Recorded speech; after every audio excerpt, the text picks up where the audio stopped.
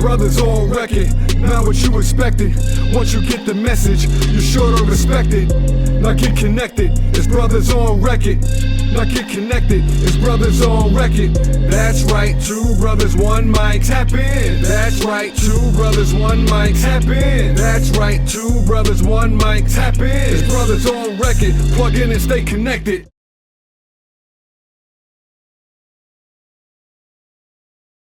Welcome back, guys. We're on Brothers on Record. My name is Nasir, and I am joined by educators, filmmakers, actors, directors, writers, whatever you want to call them. They just know that they special and they talented. Miss Rachel Joy and RH BLESS. How you guys feeling? All right. Hello. Please, thank you for having us. Of course. I'm excited to talk to you guys. I know you guys come as one. Y'all a unit. I honestly took inspiration from that about myself. But let's first start up where you guys grew up from. Brooklyn, right? Brooklyn, Yes. Brooklyn born and raised. How has Brooklyn shaped you guys? I'll start with you, RH BLESS. It's the foundation. Is where basically both sides of my family are from. Right. It's where my lineage has begun, as far as that I can trace here in New York City. Right. Of course, we have lineage that extends further back, but it's been a foundation to everything that I am creatively, as a person. You know, my resilience, my strength, my determination was all nurtured and born in Brooklyn, man. BK. Brooklyn born and raised. Yes, sir. How about you, Miss Rachel? Well, for me, my mom's side of the family hails from Brooklyn. My dad is from North Carolina. But still, we have Brooklyn roots through and through.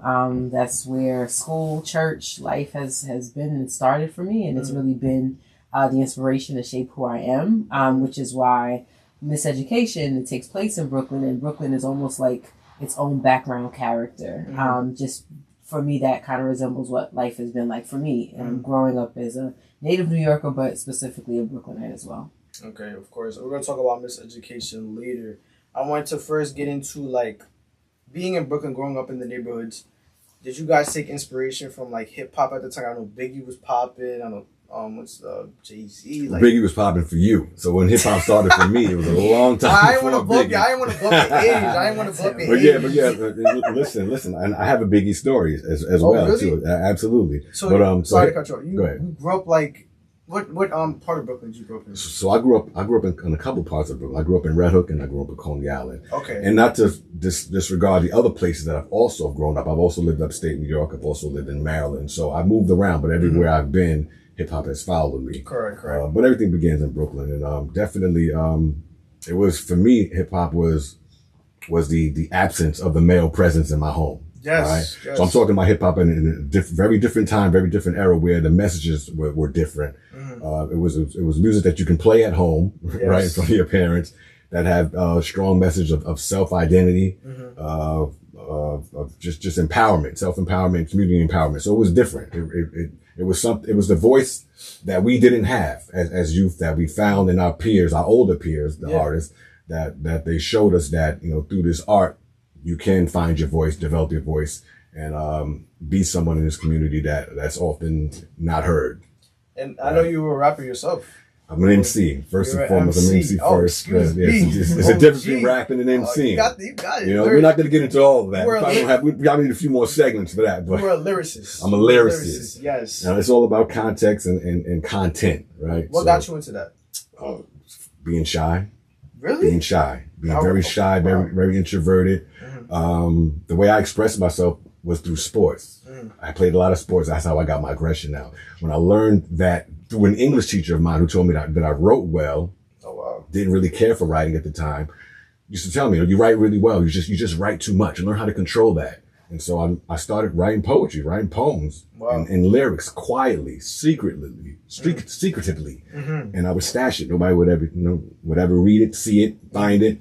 And as I started to delve more into hip hop, and music became more of a way to parallel those thoughts, those frustrations, whatever I was writing down. It was just it was my diary. It was really a diary, a lyrical diary at the time that I didn't know what it was. And then I discovered how to put it in musical form, as I progressed with it. And that's how I started rapping, man. And then it became, between classes, when I was in school, between classes, all the other MCs who were more out there than what I was at the time, we would pass rhymes to one another. That's how we battled. We battled quietly on paper. Here, take this. See me next period.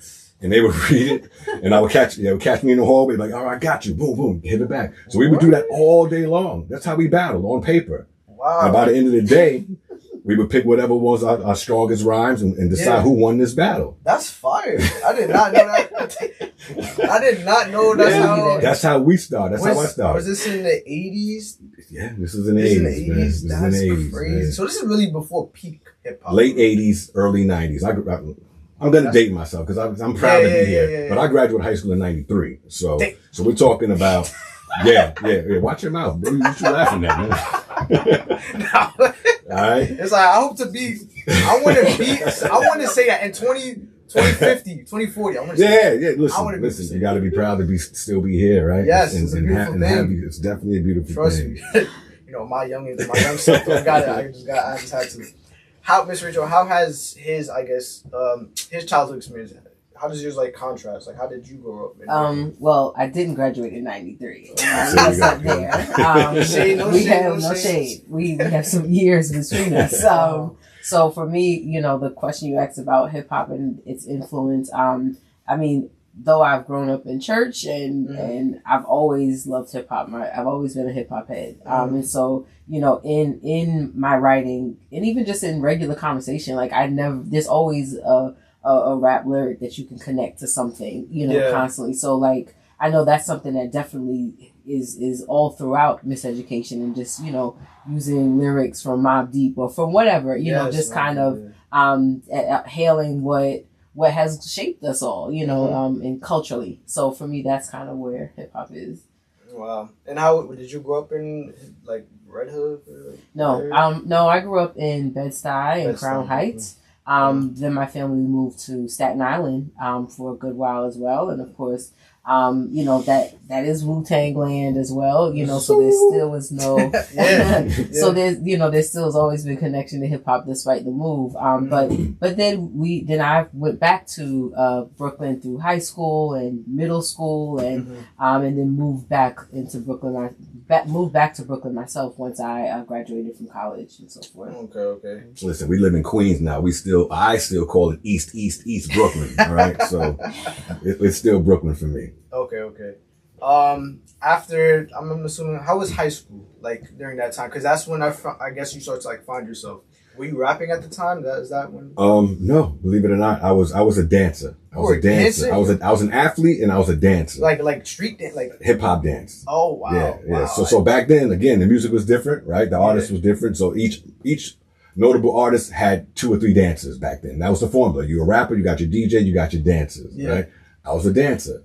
So at the time, one of my favorites was Big Daddy Kane. I know him. You know him. I know. And so he had 2 of the nicest still to this day hip hop dancers was Scoop and Scrap Lover, right? Okay, I don't know that. Do your research. They were the nicest, and they were nicest not just in Brooklyn but throughout all throughout hip hop. They were the nicest, and so in my little crew we thought we were pretty nice, so we were like, okay, we're gonna be like these guys, and so I was a dancer first. And then again, like I said, I was pretty shy, so I didn't break out of my shyness to really delve into becoming an outwardly MC until maybe it was late, maybe 10th grade, 11th grade, going into 11th grade. Yeah. Because everything for me at that time was still. I had basketball dreams. I was going to college to play basketball. That was my terrain at that time. It was nice. I was good. I was very good. Okay. So yeah. So high school for me, mind you, I went to 4 different high schools. Oh, where? Breeze over that. So in Brooklyn, I went to John Jay. Then I moved upstate. I went to 2 different high schools upstate New York, which is about an hour, 15 minutes from here, in a town called Ellenville, another town called Liberty, New York. Oh, I know that part. Okay. And then I moved to Silver Spring, Maryland, where I went to Montgomery Blair High School, which is where I graduated from. Okay. So, for me, it was so hard. It was very difficult, but it shaped me into who I am. Probably just as much as growing up in Brooklyn did, because having to adapt to different environments really made me the universal individual that I am. Correct. You know what I'm saying? So at the time, it definitely was difficult. It was trying, but each time it solidified me even more as a person. And, it was grounding me and being able to adapt to change. I can't imagine like moving, like it's because high school is where you try to like find yourself. Like, Right. It's a very pivotal point. So Right. like moving back and forth, it's like you kind of lose Right. sense of, like. Right. So there's a lot of instability in that. Yeah. So, you know, and so I had to get comfortable with being uncomfortable, basically. And so that's progressed with me into my adult life. You know, I'm comfortable with being uncomfortable. Doesn't mean I like being uncomfortable, but I know how to deal with it. You know, That's a skill. It's a skill. I mean, it's, you know, it's something that I had to, it took time to grow into that. Cause you know, as a young teenager, you know, I wasn't adjusting to it well in the beginning. So let's just say that. How was your high school experience? What would you say? It was great. I went to Benjamin Banneker. You went to Banneker? Yeah, which is the blackest high school in all of Brooklyn. But it definitely shaped me as a person. Just in its connection to history. Benjamin Banneker, like the educators there, every teacher that I had there, like they taught us to be woke. Like they taught us to really like, you know, read between the lines, and they taught us our history beyond like textbooks. And so Banneker was always home, and the people I met, their family. So yeah, this was a great experience for me. It was really, I would say, truthfully, like the easiest resemblance of like HBCU life, you know, in high school form. Yeah. Were you like, I can tell you were probably like an A student. The best part, probably like a C plus, right? B minus. See, that's where you're wrong. Really? Actually, I mean, like I did my thing, you know, but I definitely have my weak areas. So who was more book smart? Like probably what you say in high school, or were y'all like the same? Probably just definitely the same. Yeah. I was an honor student all 4 years. You was dancing, you was rapping, you was playing both, and you was still an honor student? For me, school was my everything. Home was not where I wanted to be. Wow. So school was, I poured everything into being in school. Okay. I was one of those kids where I would cry if I had to stay home and not go to school. Wow. That's how much I love school. Everything was happening in school. The school was where it was at. You're all the battles was there, all the girls was there, all the sports was there. Was you the popular kid? Because you was shy, but like... Oddly enough that you mentioned that, I was very laid back and cool, but I was always popular everywhere I went, every school. So, but I never sought out attention. It was just, you know. Yeah, it just happened. You just a chill guy, right? That's what happens. Yeah. You know, but yeah, no, I had a plan. So I knew doing well in school, it was really not a choice. First of all, it wasn't a choice in my house. You're doing well in school, period. Right? So with me having in my mind, my plan to get away from home, to get away and go to college, I had to do well. So I had to focus. After high school, talk a little bit about I'm sure both of you guys went to college. How was that? How was college experience for you guys? You want to go first? Yeah, sure. You go first. For me, I went to SUNY Purchase college for upstate. I didn't really have much plans in terms of what I wanted to major in, but I minored in dance. I danced throughout high school as well, so it was something that stuck with me all throughout college. I transferred to Morgan State, where I actually graduated from. Okay. And so that I danced all throughout my time. I was an English major.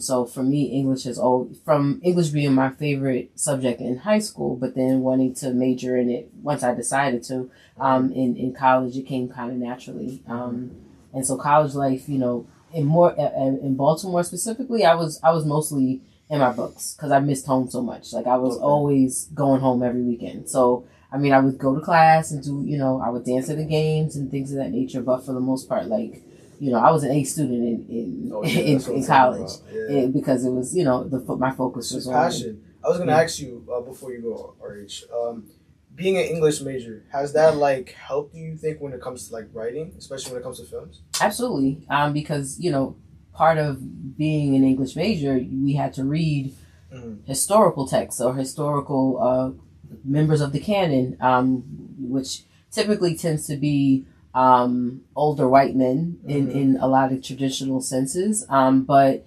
Morgan was just as great as Banneker was in being able to give us the full round of the canon, where it's, yes, there are great white writers who, unfortunately, because of the way history is, they're treated as the standard, but Black writers who are just amazing, and just being able to kind of get immersed in that, I think it exposed me to just what writing could look like, and definitely helped to shape me as a writer as well. Zora Neale Hurston is my girl, you know. Yes. So and others, but yeah. I know you went to Florida, right? No, actually, I went to Old Dominion, but first I had a stint at Howard. You went to Howard? I had a stint at Howard, which was It was during my senior year. Okay. While I was in school in Maryland, right? Oh, okay. So I was in Silver Spring, Maryland, which is on the DC borderline. So I was taking classes at Howard to see if I would enjoy going for the upcoming fall season, and I didn't like it. Really? I didn't like it because when I left New York to go to Maryland, with the intention at that time to go to Howard, I didn't really know DC. I didn't know DC was so much like New York. I didn't know that I knew so many people that already attended DC. I attended Howard that I knew from Brooklyn and in other boroughs throughout my teen years, and it wasn't the environment that I wanted. You know what I'm saying? And I was doing a lot of partying before I even started at Howard. It's Howard, come on. And I was like, if I stay here, this is going to be a problem. I'm not going to get what I need to get done. And I had an opportunity to go to Old Dominion University, which is in Norfolk, Virginia, and I took that. And of course, when I got there, New York is everywhere. First of all, New York is everywhere. So even when I got there, the New York environment was still there, but it was a little further away from home, a little more in the bushes, the countryside. So I was like, try to make this work here, but it was way more expensive, and I didn't have the support. So after about a year and a half, I believe I dropped out. I left out. Old Dominion? Yeah. I did really well my first 2 years there, but the out-of-state fees was murderous, and I didn't have the support. And some of us who came from New York to go to school there were doing other things to try to maintain their residency on campus. And some of my friends that I was with doing that I was amongst got caught up. And before I got caught up, I was out of there. That's good. You know it's time to leave. And then from that moment, I immediately got involved in the music business. So that was another spin on something that I didn't plan on doing at that time. So it was like, I went in with a plan. I didn't necessarily stick to the plan because I didn't have the support that I needed. So that's why support is very, it's crucial when you're taking that educational journey. Especially, I was 16, 17. You know what I mean? Trying to figure it out. And so yeah, but I'm thankful for the experience. It all becomes stories to tell. What was your major? Electrical engineering, believe it or not. Oh, really? With a business minor. And I only chose that, not because I wanted to, because I didn't know what I wanted to major in. And when I did my early intake test, I landed high in the sciences and math. And so my incoming counselor at OD was like, "Oh, you're black. You're an engineer. I'm putting you in my engineering department." And so he chose that. I was like, "All right, let's do it. Let's try engineering." Wow. So at that time, I really didn't know what I wanted to do. I'm sure the audience and the viewers are wondering, when did you guys meet? Was it at like a young age? Because you guys were so far apart from each other. Yeah, so far. Whoa. We mean far apart. Watch it. No, not as a young age. Were you guys met older? Yeah, as adults. Yeah. Oh, it's adults? So this is after college. Yeah. Okay. Well, after and before, because for me, I went back to college again later on in life. Yes. That's another story. But where we met? Get to that. Let's talk about where we met. Yeah, where you guys met? We met at a John Legend album release party. What? That's right. When he first came out. Before the world even knew about John Legend. It was at like Joe's Pub. It was at Joe's Pubs in the Village. Where is this? It's in the Village in Lower Manhattan. That's not open anymore, probably. But that was where like some of his first earliest shows. A lot of artists that came up out of New York did shows in this place called Joe's Pub. It's a place for showcasing new up and coming artists, and he was one of them. I remember around that same time, I went to an unknown artist named Kanye West was performing at the same place. Unknown artist. Yes, at that time he was unknown. That's so crazy. Right. We met there, but we didn't like meet. So we met there, had a brief interaction, right? And then we officially met. Like 8 years later. Was it 8 years? Wow. Yeah, it was a minute. Yeah. Years later. Coming off I was coming off the Brooklyn Bridge. Which bridge were you coming? We were both coming off the Brooklyn Bridge, driving down Flatbush Extension, right? Yes. Going into Brooklyn, and we were like parallel, going onto we made that left turn onto Atlantic Avenue. Right. He kept looking at me. She just kept following. He kept looking at me. I'm trying to ask. He kept keeping me. And you was like, wait, she looks familiar. No. Oh, you didn't even remember. We didn't remember that until when we did when we did finally speak, still at the red lights. But I was like, he looks familiar. And then he had passed us, like me and my friend who was riding with me. He passed me his mixtape, his mix CD, and I recognized it because I still had it. It was like So when we first met, apparently I had given her my was that same CD? It was yeah. Apparently I gave her my CD when we first met at the movie, and she held on to it. She held on to it. That's the story I put it with there. all the other CDs. She held on to it. So we met again years later, as she said. Yeah. She held on to it. Thank God she did. I mean, look. Right, it's true. I mean, and I believe she had it right in her. It was in no, the it was door not. panel. It was not. It was in my home. It was in her home. Even better. If you weren't here, you probably would have said it was under your pillow. The Yeah, entire you would have time. said some craziness. Yeah. No. It was in her home. Even Okay. better. This story gets better, right? Okay. Anyway, but yeah, no, we met that night, and literally since the first time we met, we've kicked it since then, and We've been literally inseparable since then. Yeah. Keep it a buck. That's yeah, amazing. And that Yeah. was what 2007. 2007, and then we got Oh, you guys were older. we officially met. You're talking up in this age thing, bro. I'm sorry, because I was. Guess when I was born? When So okay, I 2000? can do that. 2005. 2005. Yes, that sounds like I was gonna that say was. 2, 3. All right. Yeah, see, so 2005. that sounds like okay. I'm trying to the timeline. so our relationship is like as old as you. almost yeah. Just about. That's Wow. crazy to It's me. crazy.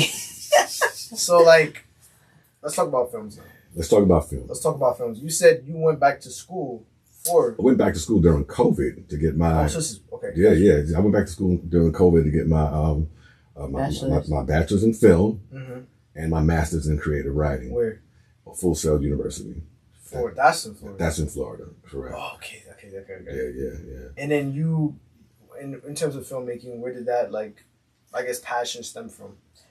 Really through his inspiration. Oh, I okay. mean, I've obviously known him for some time now at this point to see his journey from, certainly as a lyricist, but seeing his transition as a writer and his film projects. He was already shooting like music videos and things when I first met him. Yes. But then again, to see the transition once he started writing himself and then started filming things himself. And I mean, I would go to his film shoots and, see his work in process. I would see him building his equipment, his film equipment arsenal, which like started, from maybe 1 or 2 cameras to now like literally our whole basement is full of equipment. But so having seen his progression to doing it, myself as a teacher at the time, Yes. I, would talk to him about the happenings of what it is to be a teacher in New York City and how crazy stories are. And so, when we would talk about it, he would say, hey, you should write it. Write about this. And I mean, even my coworkers who we would go through the situations together and we'd be like, yeah, this would be good TV. Like, I would watch this. Wow. And so, really the buzzing in my ear from my coworkers and him is what really kind of inspired me to just start writing it. Writing this education. So correct me if I'm wrong. In a way, you guys, from meeting each other, sort of like, she was the teacher and you were the film, and she was like, "Okay, I see a little bit." The crossing you of the took a little worlds. bit of that's the beautiful. crossing of the world. And then he was like, "Oh, let me see about teaching." Yeah. And you were like, "Oh, filmmaking, that's cool." Right. So you guys basically, like, in the best way possible, like, learned from each other. Because each other's passions. Because it wasn't my plan to be going to teach. That wasn't my plan. Yeah. None of this is my plan. This is all God's plan, first of all, right? Yes. But it was definitely her influence. Of like, hey, you should teach. I've been working with kids for 25 years in the Office of Mental Health. So I was already in the environment of education for many years, just not being in the DOE classroom, right? Mm-hmm. So she would kind of nudge that, and I started to see it. Didn't necessarily want it, but you can't escape your destiny, right? Correct. So I knew somewhere that was going to happen, and definitely it was through her influence and mixing the worlds up. Right. So, And I mean, likewise for him too. And filmmaking for me was not anything. I'm a career educator. I've been in DOE for 20 plus years.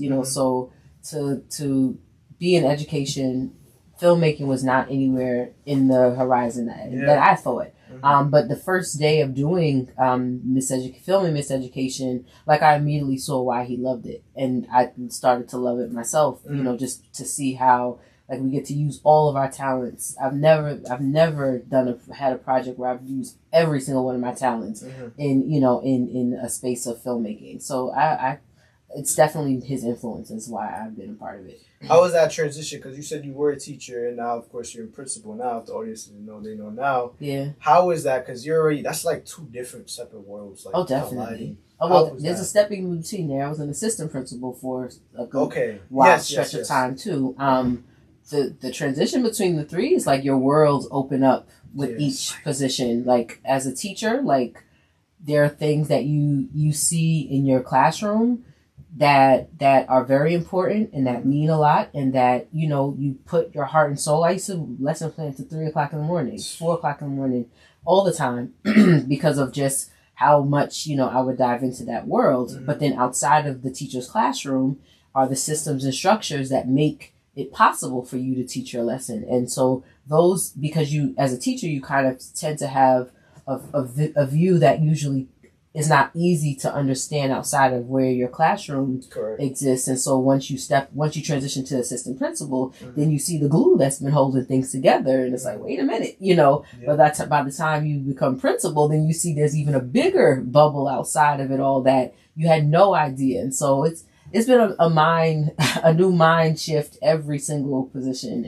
and transition, but it's been great. I enjoyed each step of the road. How about for you? How was it getting in from the film to the teaching world? How was that? Because you're high school. And I'm a film teacher, so I'm teaching what I love, first of all. So to be a first-time New York City Department of Education teacher in Queens, to be in a school that's catered to what I do, is like, I couldn't have asked for a better position to be in, right? So I feel like I'm cheating the game sometimes. Right? I have a lot of fun. I've been blessed with kids who want to be there. It's not a specialized high school. It's called Motion Picture Tech.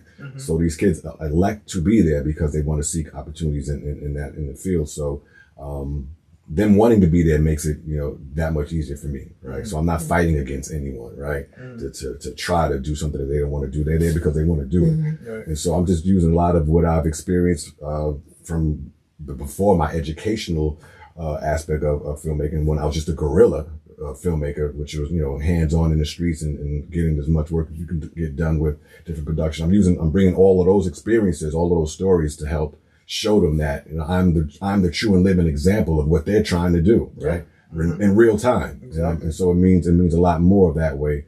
And let them see that is possible. When I first started doing this, I didn't know where I was going to take filmmaking and how I was going to get there, And I started before the time where the playing field became level to where the internet created that accessibility to get into those spaces that you had to go to Hollywood to get through. And now you don't have to do that.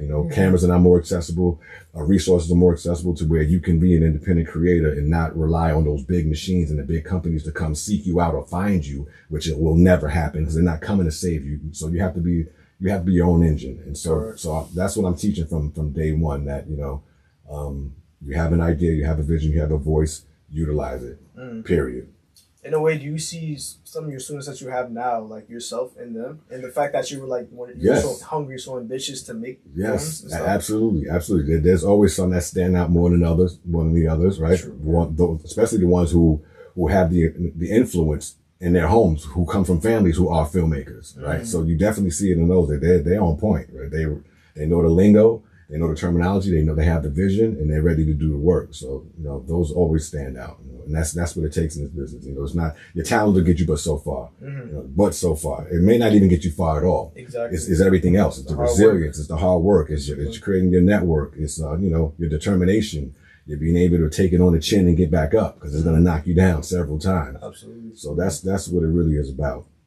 Taking it back a little bit, your wife said you did music videos. Was that one of the first few things film wise that you've kind of did? That's where I started. I started first writing treatments for music videos, and I'm talking for major artists, major artists at the time. Correct. Talking like the early '90s, and then always had this vision to want to turn a lot of the storylines that I would write for videos were very dramatic. It wasn't just you hold the mic, stand in in front of the camera and just perform. It was always a storyline with it.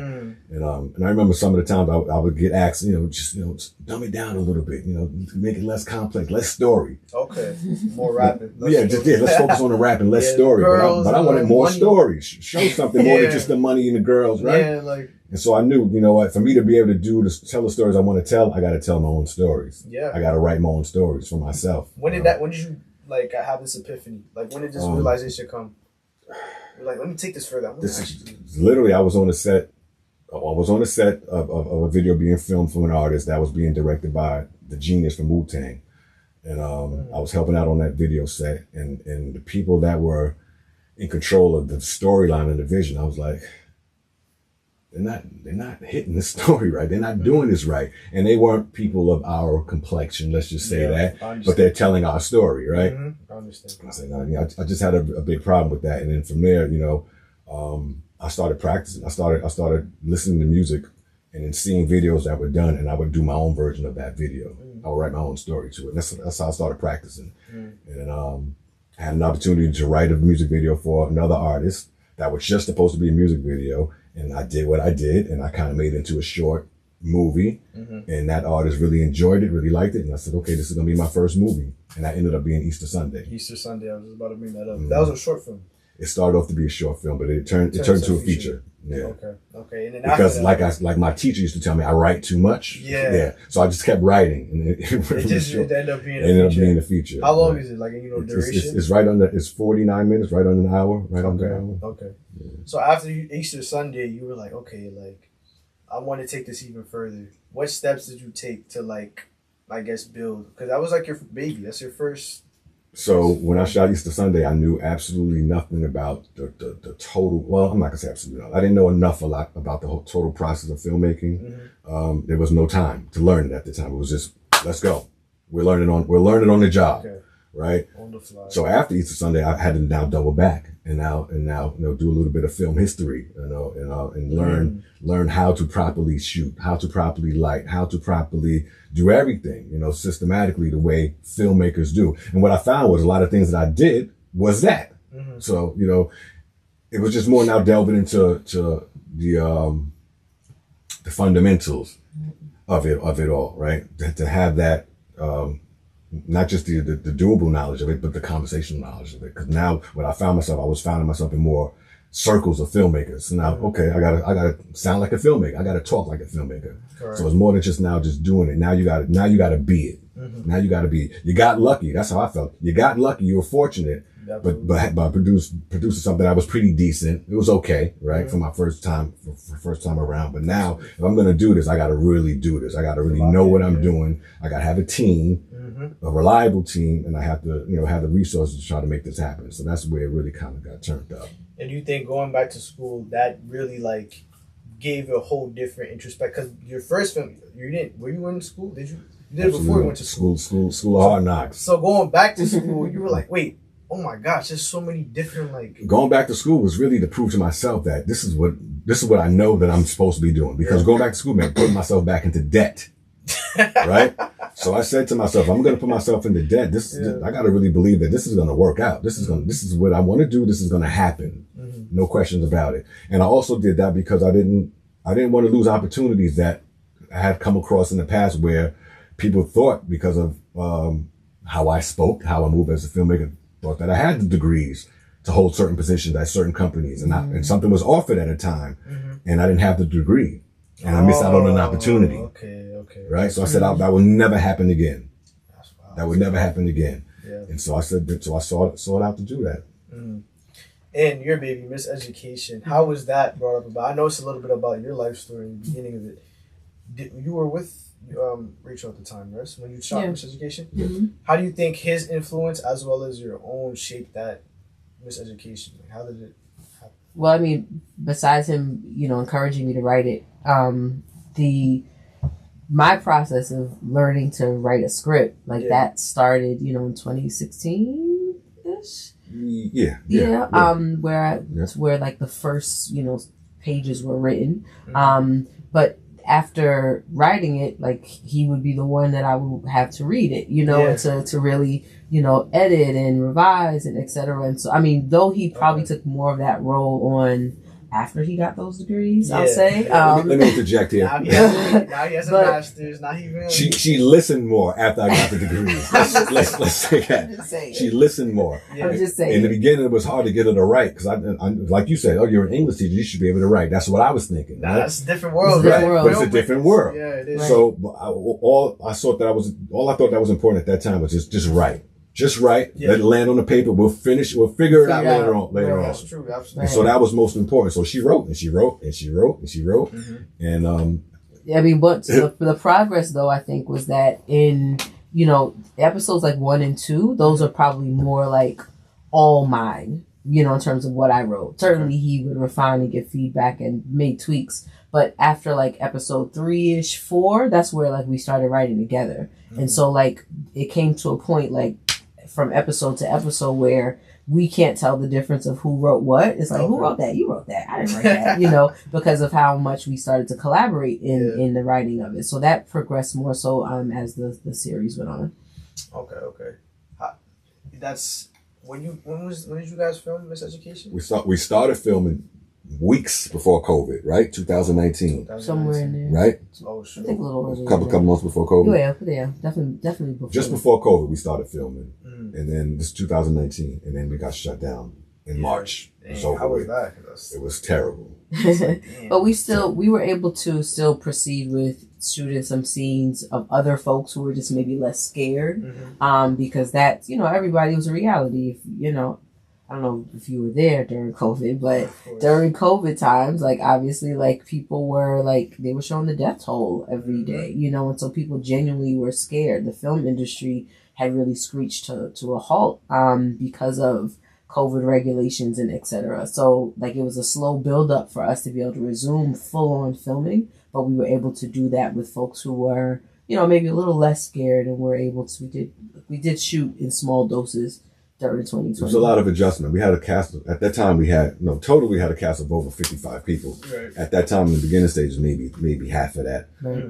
But it was tough. It was tough. It was tough because we started something and now we were being stopped. Right? So and me knowing that how many projects that I've seen people start and not complete. Yes. Not out of just because they quit or maybe powers are out of their control. I knew it was going to be difficult to keep this going if we didn't start it soon. And so that soon turned into 3 years later. Yeah. And thankfully, with God's blessing, we still had the majority of everybody still on and continue on. And, so that was just a sign to keep pushing forward, even before that, everything was like, don't do it. Don't do a project with your wife. It'll never work. Right. Don't do a project with a woman on your team. It'll never work. I got all of that. Right. We rode through all of that. Not seamlessly. It wasn't easy, right? But you make it work. If you believe in it, you believe in your vision, you believe in your team around you, you make it work. You find a way to make it work. And we're a small team. Yes, the 2 of us are here, but there's about 3 more people that outside of us that were like our ride or dies that were able to stick with us. And so in terms of like the production team, though writing was my primary, start to it, I was also a hand. I've definitely done some assistant directing. I've done hair. I've done makeup. I've done catering. I've done all of the things there is to do. You got to wear many hats. All the whether hats. you want to or not. All you the have hats. to. Especially at our stage, you have to. Right. So. Yes. But that's what made, I think, our production so special. You guys talked a lot about like the off-screen aspects. Talk about Miss Education. Like, what is it about? For you that don't know, like how was you talked about the process of writing, but like, just tell us, what is it about? A little bit about it. Go ahead. And where did the story come from? So, doesn't matter. So the story comes from, again, like as she said earlier, conversation that she would have when we were going on our dates before we got married, going on dates, and prequel to every date was usually a recap of what happened in her day. And I knew I had to listen to this every single time. I'm like, hearing these stories about what happened in school, to the drama. This teacher did this, that teacher, this student. And after a while, it was like, like she said, I started seeing visions in my head of these stories, and I would anticipate them coming, right? And so at the time, my little 3-man team, we had these conversations like, we need women on this team. 'Cause this is around the time, where certain female creators were kind of getting pushed to the forefront in the industry. They were getting these opportunities. So I was looking around like, we don't have any females on our team. We need a female. Yeah. And so that's when my thoughts were like, okay, let me introduce this to the closest female to me, closest woman to me. Let's bring her in as the writer. And so introduced this idea to do this show called Miss Education, loosely based on her life, right? Yes. And then showing aspects of shows that I grew up loving and watching, and doing a culmination of all of those shows. So in my head, it was like a combination of the Cosby Show, Living Single, Different World, That's my favorite show of all time. Head of the Class. It was all of those things, and spoken from people of color, primarily women from Brooklyn, right? a perspective that hasn't been seen at the time. Yeah. Right? Still really hasn't been seen at the time. Yeah. Right? And so that's how that came about. So it follows the story of Rachel. Rachel was a first-time English teacher in New Brooklyn, right? Just trying to find her way in the system, into a system that she's a product of, but seeing a whole new perspective of it, now being on the other side of the fence, coming from a moralistically grounded spiritual family, right? Being coveted under that and now being out on her own to face the world, trying to find love and companionship in the midst of all of that, and doing it in a way that's comedic, entertaining, in a dramatic comedy format. That was the idea. That was the general idea of it, right? Of course, when you start casting and writing, the stories take on a life of their own.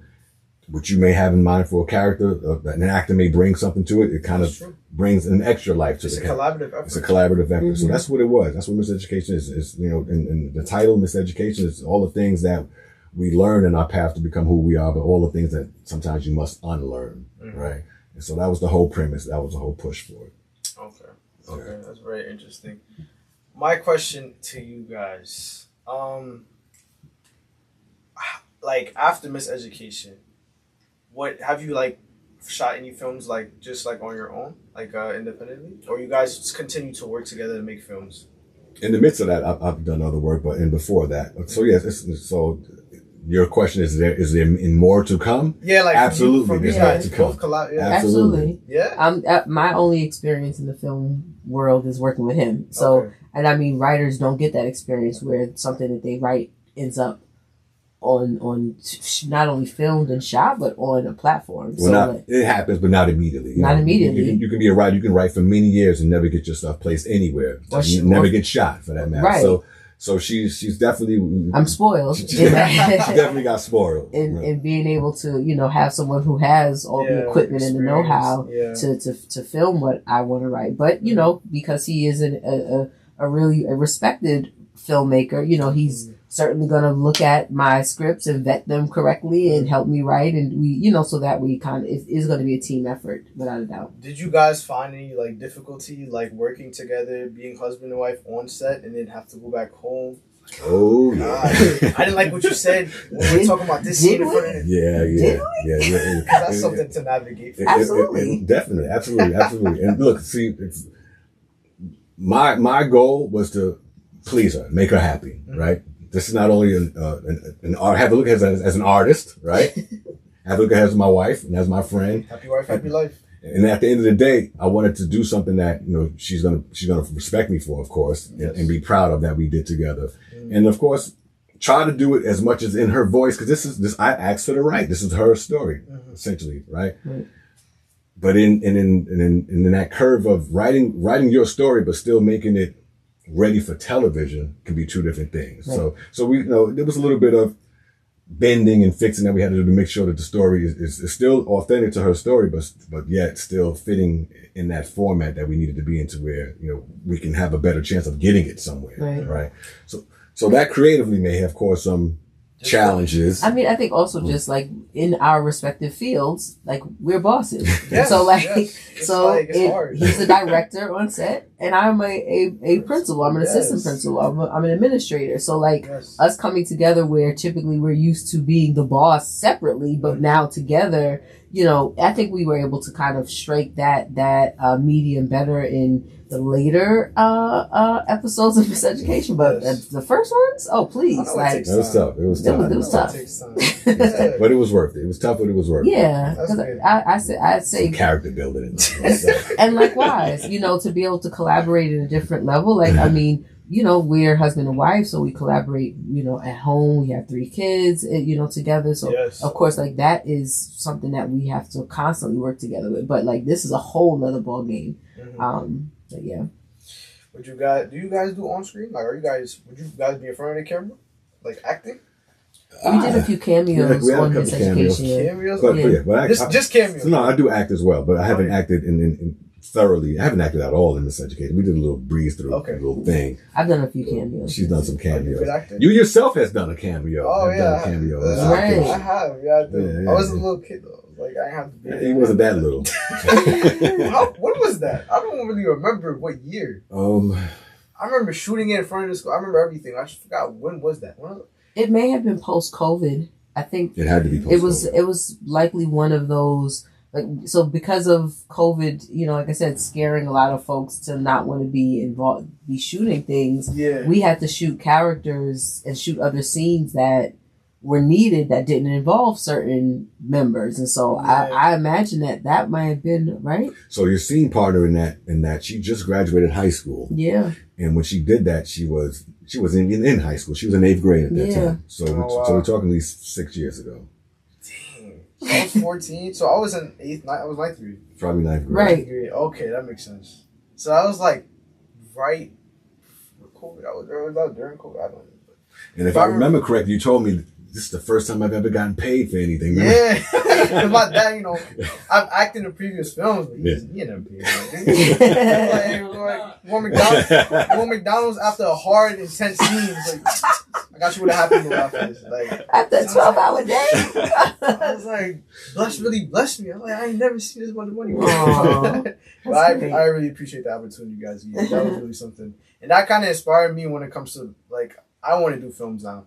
And it's not like I'm not gonna lie, like my dad, that's his biggest passion. And it was never really mine. But now that I've seen like the positive, even with you, him collaborating with you guys, I'm like, okay, this is like a different avenue. Because every time I watch films, I don't watch it the same. Right. Being behind the camera, you're like, okay, this shot, this is like, Mm-hmm. I'm like, okay, OTS, okay, over the shoulder. Mm-hmm. So it's like that kind of like me now. I'm starting to write myself. I actually started writing a little film. It's called Against the Ropes. Mm-hmm. It's like a boxing type of film that I want to shoot this year, hopefully.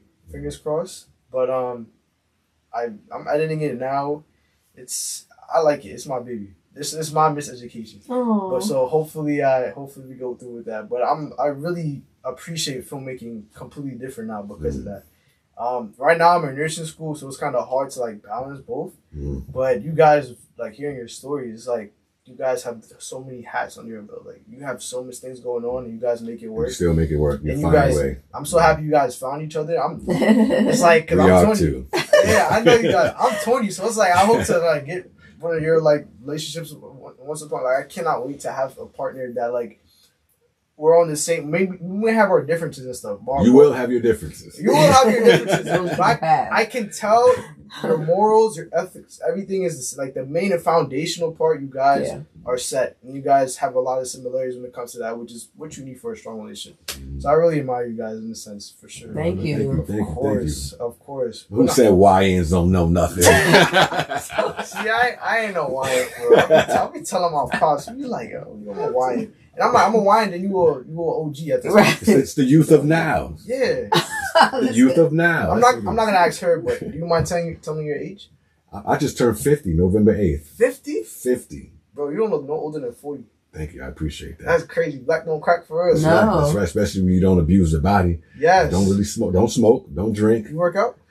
I'm not. You would think I do, right? But I don't. I'm not a gym rat. I've never been a gym rat. I'm a ball player. Even when you play ball? I played ball all my life, so that kept me in shape all my life. You can play right now? I can play right now. I can give you buckets, bro.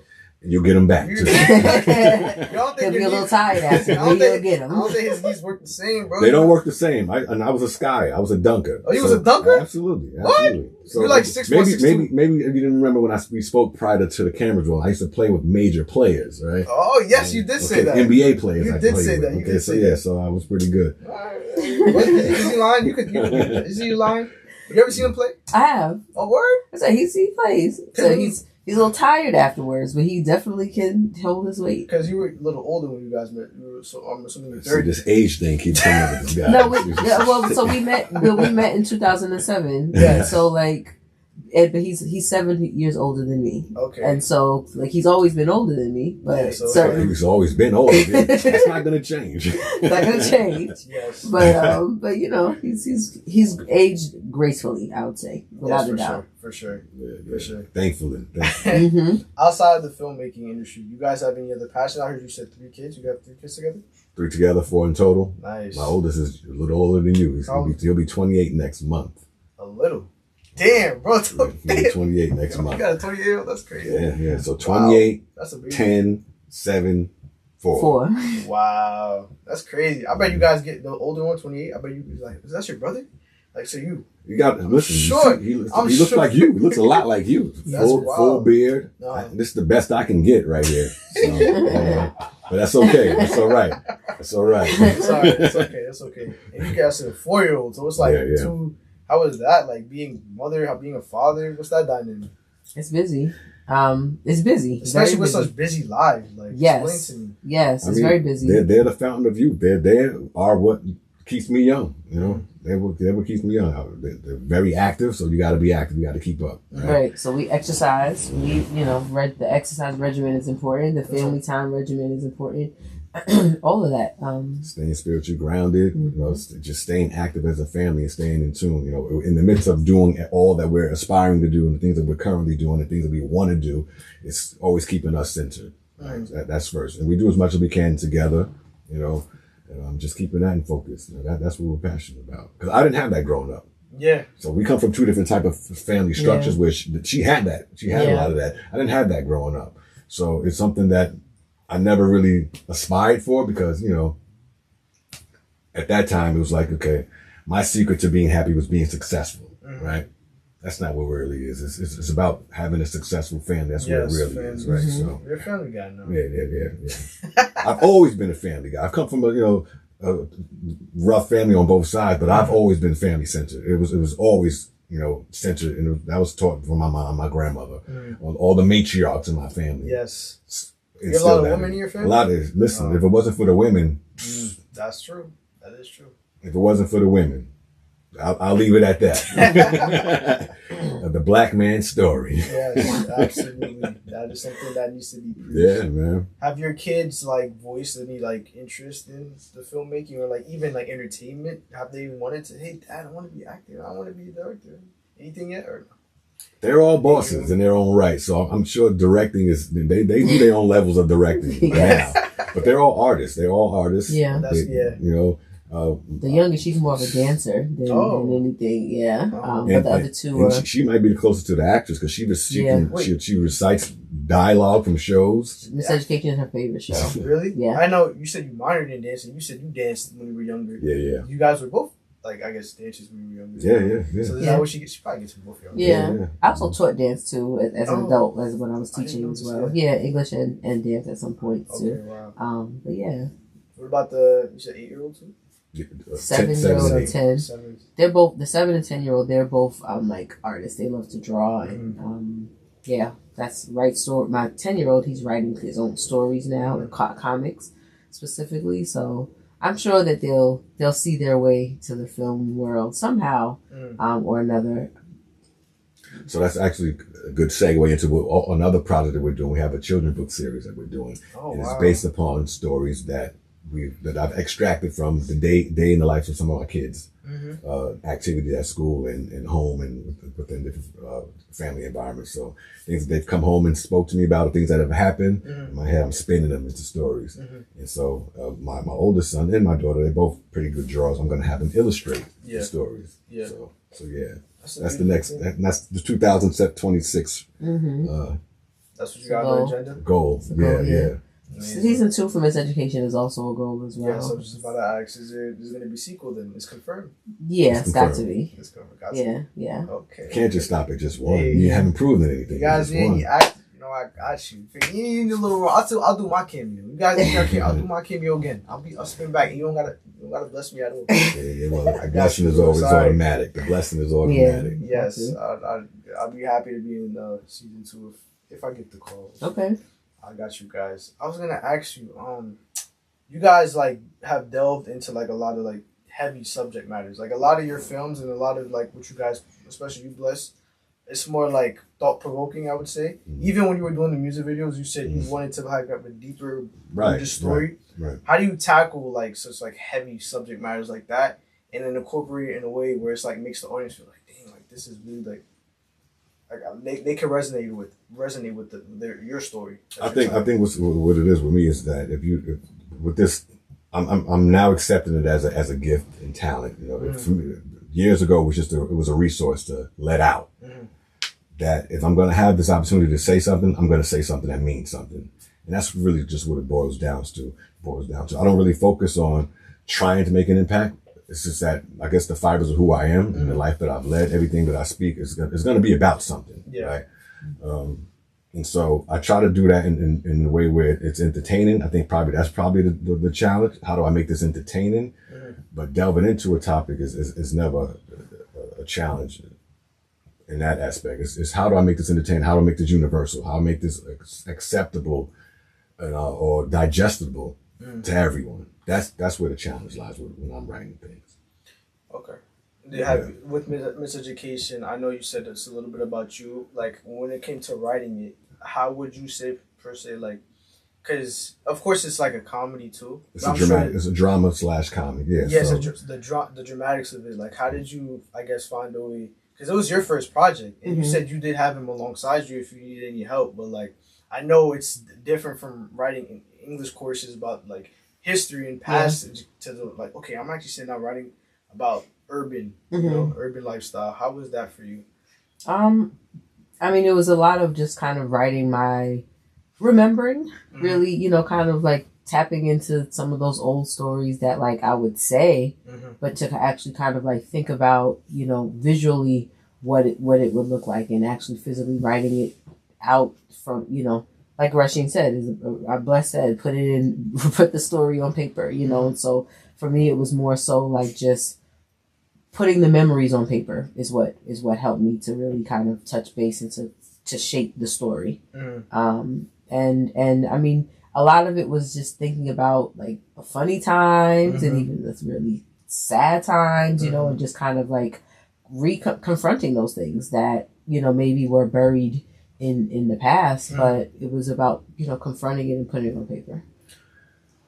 Yeah, and to add to that, I think, what every artist should aspire to do, I think we all do, is that when you're writing something, you're creating something, you want to say something that hasn't been said before. You want to say it in a way that hasn't been said before, right? So that it'll fit in a space where it's not so much aligned with something else that we've already seen or heard. So that, as creators, that's always the goal, I think. And I guess that's what keeps us writing, because we're always trying to, like, even with Miseducation, we just beginning with this. This just, if you think that's good, thank you. We appreciate your hospitality for that. But there's way more better to come as we, delve more into the story. And there's always a sense of trying to outdo ourselves, I guess you can say. It's not competing with anything else out there or anyone else. It's always competing with ourselves and trying to get better at what we do. Because we learned a lot just from episode to episode, just in finding the voice of Miseducation and how it was shot. Like our earlier episodes, there's just certain things that happen where characters maybe have monologues and solo, kind of interviews, and then we kind of phase that out, as the episodes went on. But it was, again, a learning process for the whole set. And the thing with that is that we shot our first draft. So the way it normally works at a network, if we were with NBC or CBS or whatever, you'll have maybe 10 drafts before they even think about putting you on television, right? So it's a lot of rewrites, a lot of approvals, a lot of has passed down the assembly line, and everybody has to have their check of approval on it. We checked and approved ourselves and said, you know what, this is good enough. Let's go with it. Because when you're independent, then you don't have that much time. You don't have that much money to play around with. You have to execute. You have to execute and hope you do a good enough job to where it's appreciated and respected, and you can do it again. And you got to have, there's a lot of confidence. There's some cockiness that has to come with that as well. Absolutely. Because you're your own checks and balances, right? We're talking about a process that is there's whole divisions that are set up to work with someone's script before it's ready for television, right? So when you're doing that yourself, so now you're taking on another job. So here we are again wearing another hat. So it's a lot of work, but you have to your belief system has to be through the roof. You have to be almost insane to do this type of work. That's true. Obsessed. Yes, you have to be. You have to be. To think that your stories are that good out of the millions of stories. Now you have to prove it. Now you got to prove it. Yeah. So it's a lot of responsibility that comes with that. So when you have that opportunity to do it, you can't play around with it. You got to go. Whether you're doing something serious, whether you're doing something that's comedy, go hard. You got to do it like this is your last time you're going to do it. That's a great segue to my next question. I was going to ask you, as two independent filmmakers, what's some advice you would give to people like in the same position as you, especially starting out, not having done any projects, probably graduated from film school, and they want to like create their own film of their own? what's some advice you guys would give to them in terms of like if they don't have the proper budget yet, they don't have the proper equipment? Because I know it took you time, it took you years to get there. So what's some advice? I want to hear one from both of you guys. You'll start with you. My first thing would be create a network. Align yourself with those who are just as passionate about what you're trying to do and what you're doing as you are. Link in with them, lock in with them, and get them on the same page with you, because you're going to need somebody to do this. You can do nothing by yourself. Yep. That's number one. So whether you have money or not, you can have all the money and have no network, still you got to have like-minded people on the same plane with you that have the same vision and that are going to stick it out with you. So I would say that create your network. You kind of stole my answer. Sorry. I was gonna say, but yes, create your network. But I think just in terms of like create the network to really refine the craft, I think is really important. For me, 2020 when we were all locked down in quarantine, I was able to connect with a lot of great writers through social media, through Clubhouse, way back, when it was going on. And so, being able to have those writers' rooms that were happening on Zoom where people would read your work and give you notes and that kind of thing, I think definitely helped to make me a better writer. And so I would say like tapping in, but to get that iron sharpening iron opportunity. Okay. I love that. It's beautiful advice that I'm definitely going to listen to. You guys already talked about a little bit about Miseducation 2. Season 2 may come out. What's on the horizon? What's next for RH Bless and Miss Rachell Joy? I'm sorry, not Miss Rachell Joy, because we're not in school. What's next for you guys in terms of, it could be personal, social, films? What's next for you guys? 2026. For me, it's writing. It's writing more and making the time and space to do that and being intentional.